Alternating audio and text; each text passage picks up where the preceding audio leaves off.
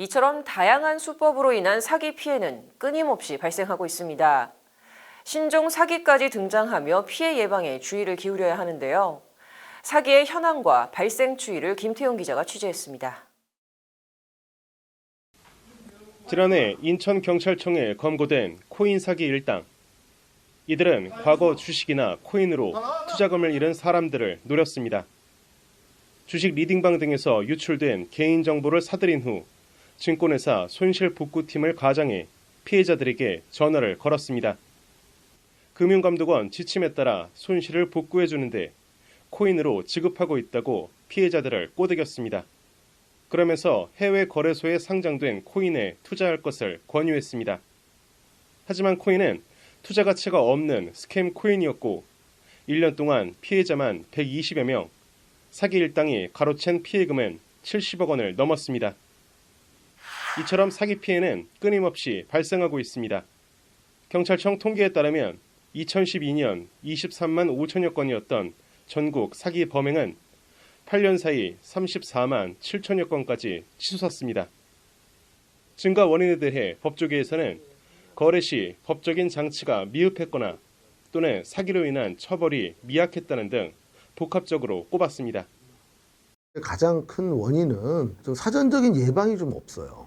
그러니까 예를 들어서 큰 돈거래를 할 때는 충분한 계약서 검토도 해야 되고 변호사의 어떤 도움을 이렇게 쉽게 받아야 되는데 우리나라는 아직까지 이제 국민들이 변호사를 선임하는 게 사후적으로 어떤 일이 터졌을 때 선임하는 그러한 문화가 좀 많습니다. 형이 되게 낮아요, 지금 보면은.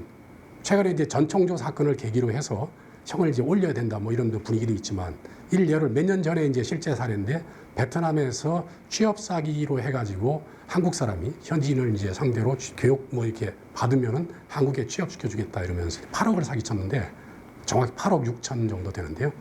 베트남에서 무기징역형이 나왔어요. 비슷한 시기에 공교롭게도 우리나라에서 마찬가지로 취업 사기를 이제 했어요. 근데 피해 금액이 4억 정도 돼요.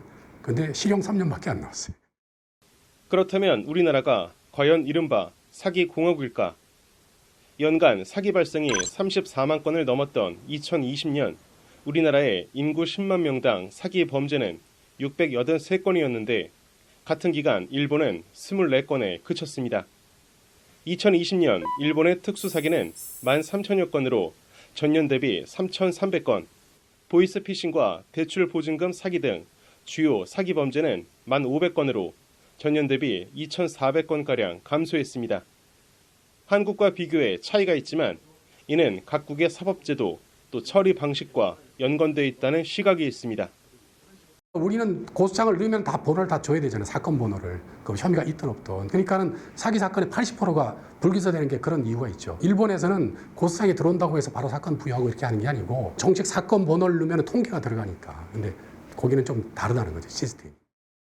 또 다양한 신종 사기까지 등장한 국제적인 추세를 미뤄 국가 간 비교는 신중할 필요가 있다는 의견도 있습니다. 최근에 있던 이런 그 SNS를 이용한다든가 뭐 보이스 피싱이라든가 뭐 로맨스 피싱 뭐 별게 다 나오지 않습니까? 이건 신종 사기죠. 신종 사기 같은 경우에는 뭐 우리나라뿐만이 아니라 전 세계적인 성향이기 때문에 비단 그것 때문에 우리나라만 더 사기죄가 많이 는다 이렇게 생각하지는 않습니다. 그렇지만 통계에서 드러났듯 사기는 언제든 우리 일상을 위협할 수 있습니다. 따라서 모든 거래에 있어 문서와 공증을 통해 의무와 권리관계를 확실히 하고 다양한 방법을 동원해 상대를 검증하고 보증수단을 마련하는 등의 노력이 필요하다고 전문가들은 강조했습니다. 법률방송 김태용입니다.